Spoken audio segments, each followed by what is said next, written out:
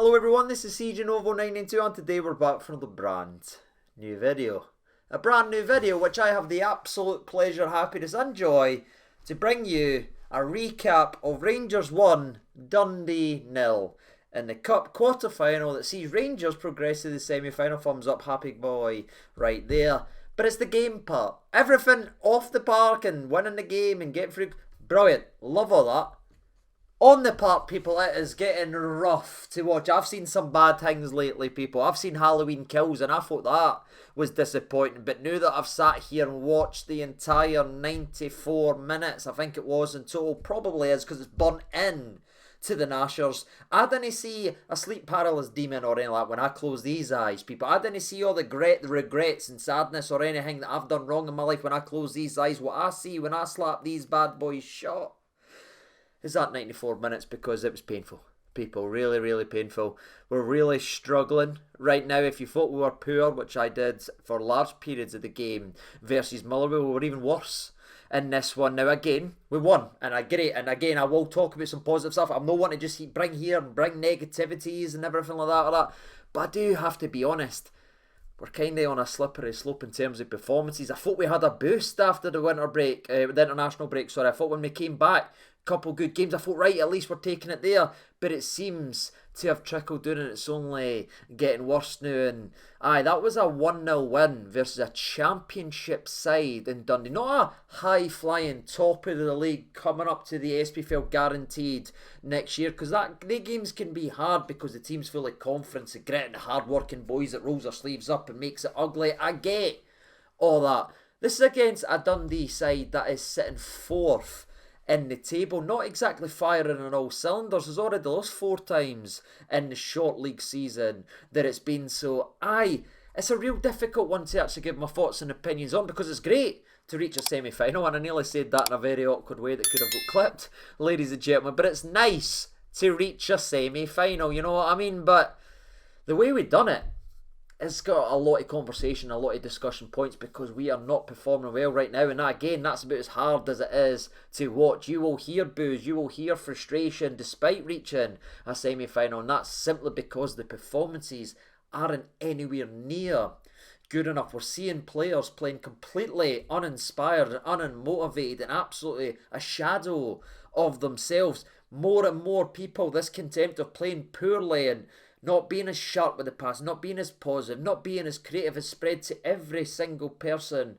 in this team. And we're making a championship side, a team that's sitting fourth in the championship again, by the way, seem like hard work. And we were hanging on in the last 10 minutes of that game. Dundee had a couple of opportunities. Dundee started passing us off the park.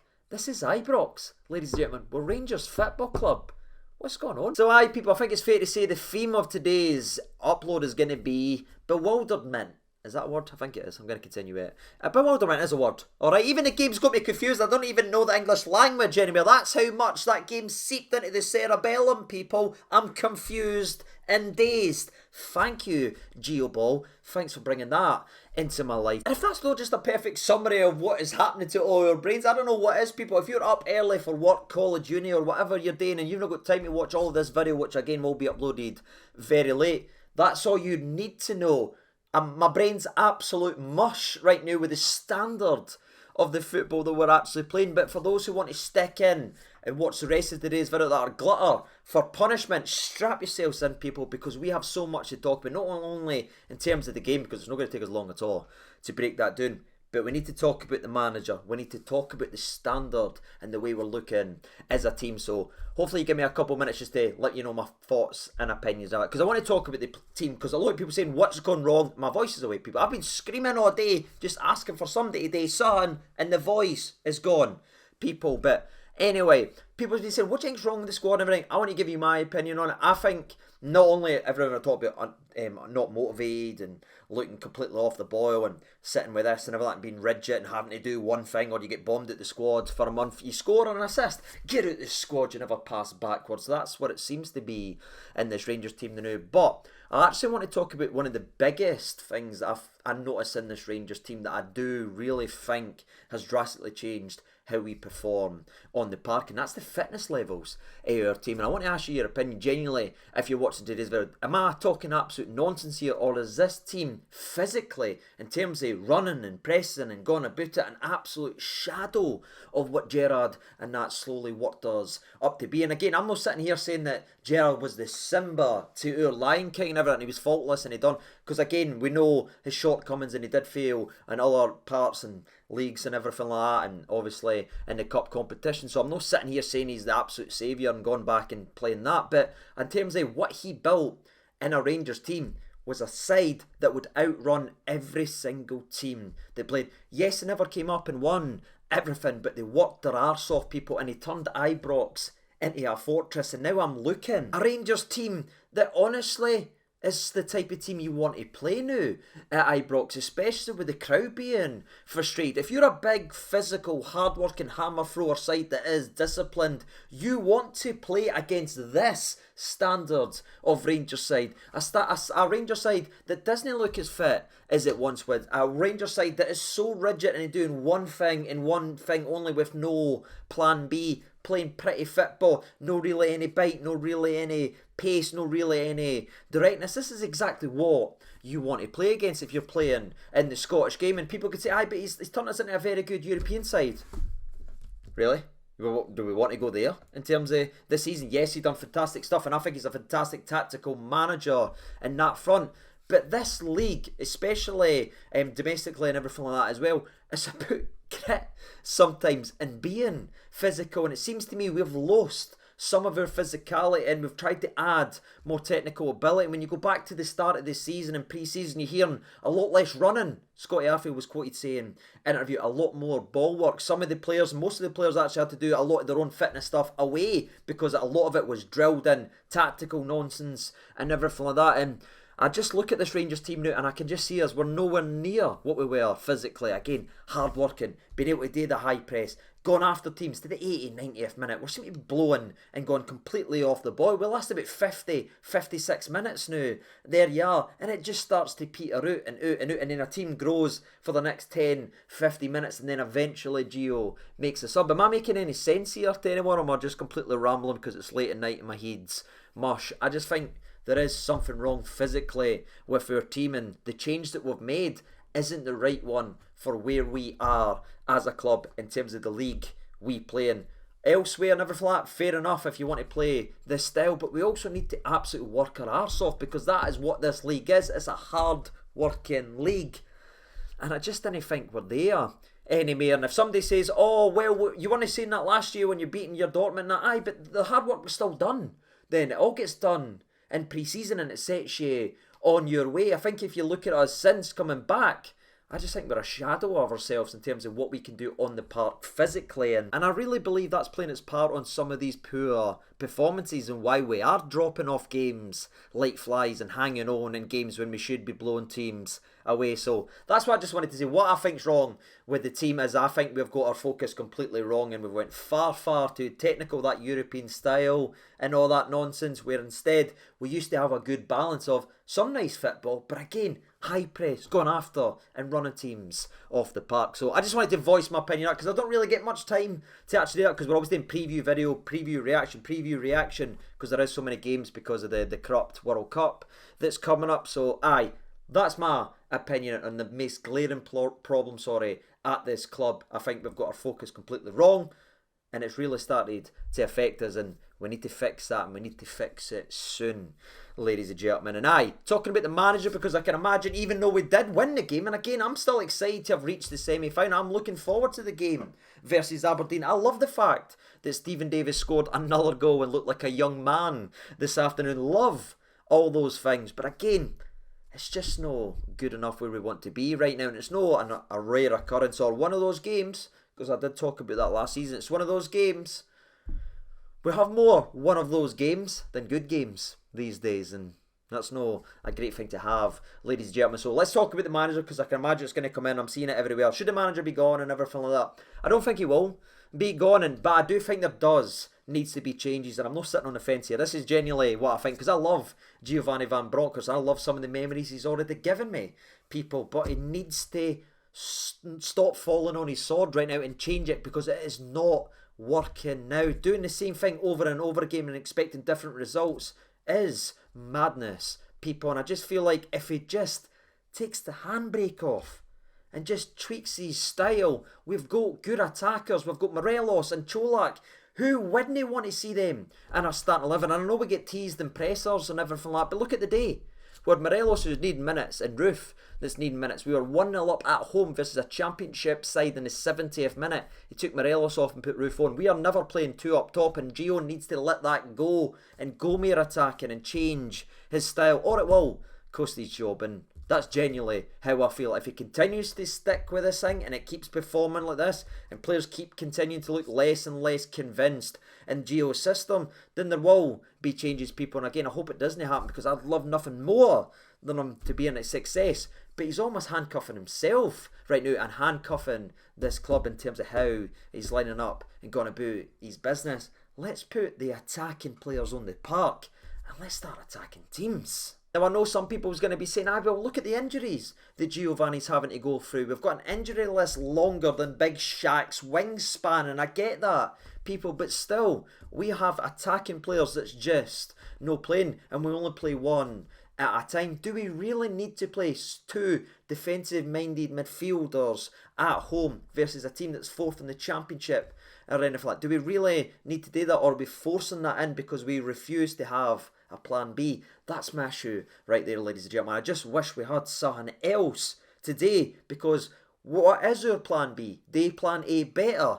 Teams have well and truly figured it out, and it's a really, really tough watch. Motherwell slowed us right down to a crawl, and you see how bad they've been at Fir Park. And then again, fourth in the championship, Dundee at Ibrox done it. And if that's no warning signs to every single Rangers fan right now, I don't know what will, but that's my thoughts and opinions. Let's, over the next 3-4 minutes, speak about this game then, shall we? Because that's what you've clicked on to actually see. Because again, it was really, really poor. But there was some bright sparks, and it was great to see a Ridvan start at left back. And I, for one, was very impressed with the wee man. I thought he got stuck in a lot. He went positive a lot with the ball. Combination play was really good. And he was unlucky. He had a couple shots, couple of good crosses and everything. For me, that was a positive debut for Ridvan, so I will be very happy with that. I was very happy with how Kamal Roof came into the game, despite my frustrations that again we refused to go two up top. For God forbid we play attacking football and everything like that. But again,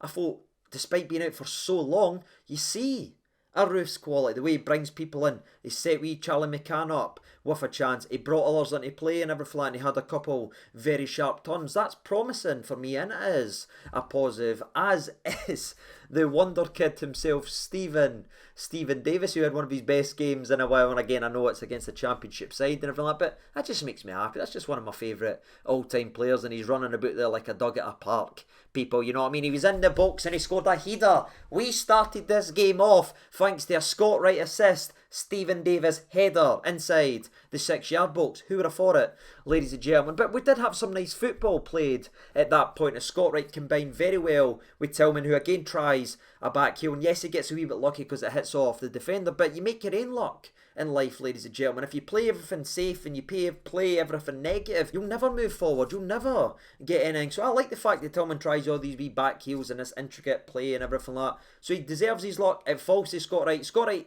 decent shot. It's kind of hit straight at the keeper though, if I'm being overly critical. And the goalie, I think, is going to be very disappointed as he palms it straight up in the air to wee Stephen Davis. And it was great to see wee Davis get another goal as he's sitting out there looking like a Charlie McCann regen, if you know.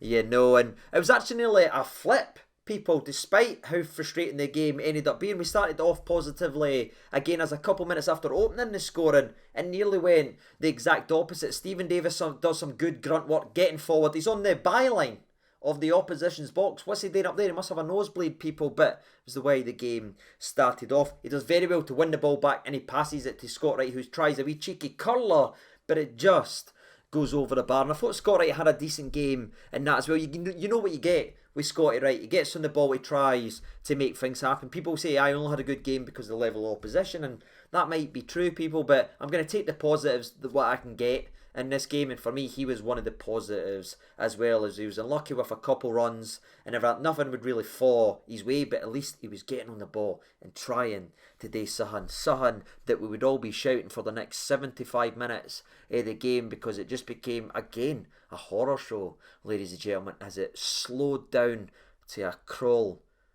And I mean crawl. But there was one more bright spark before we ended a very poor first half. And it was good to see Tavernier getting involved. Again, I don't care what anyone says in press or anything like that. That lad's carrying an injury. I've seen every single time Tavernier's kicked a ball, for every second he's kicked a ball for us.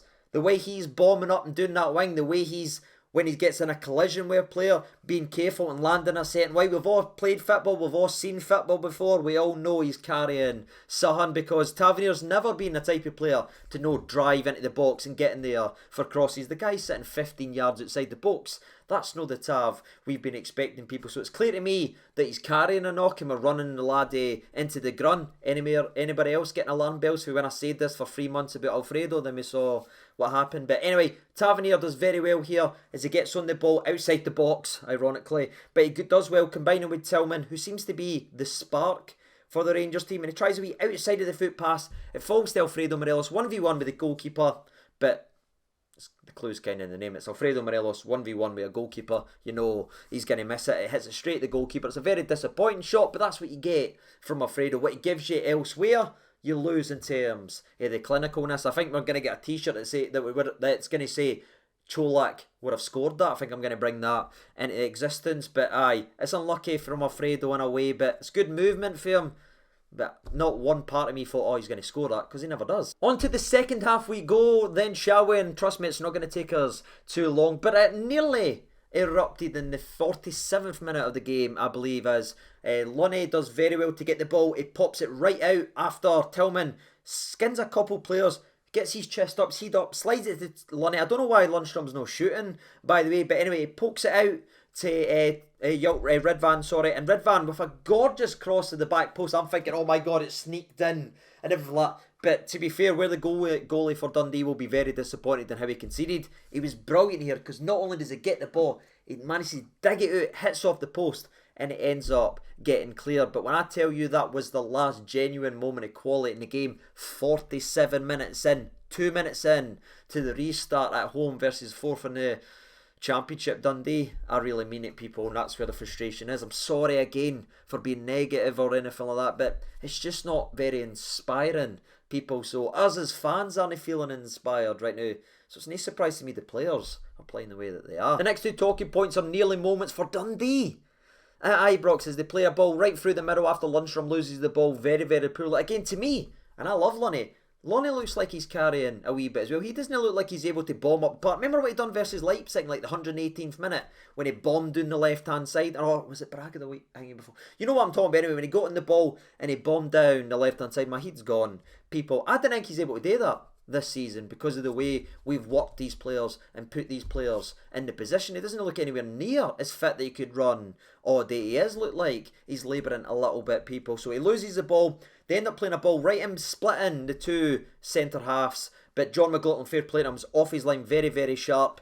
Gets the ball away with a fantastic slide tackle. And then 5-10 minutes after that, after Tavernier is wiped out, it ends up getting played on and every flat. Dundee go forward and it's a volley that just goes wide, people, and I honestly thought it was in. The way it was curling, the way it looked, the way McLaughlin looked beat, I went, oh, they have not got a goal here, right when they're starting to build up and we look like we are absolutely blowing into a caravan. But as Dundee were starting to grow to the ascendancy, and even that's embarrassing, and I don't mean to be disrespectful for Dundee, and like, you've got to be happy as a Dundee fan, but as for me, a Rangers fan, I'm expecting more for my team than again a team for the Championship coming up and starting to pass Rangers around at Ibrox. It's baffling, people, but we continue to let the game slip away, and then eventually Kamal Roof was able to come on the park, a part of a triple substitution as Arfield and young Charlie McCann came on with Kamal Roof, and I'm delighted for Kamal Roof. Not only it was great to see him on the park, because I do think he's a fantastic footballer, you all know that as well, I get slaughtered for it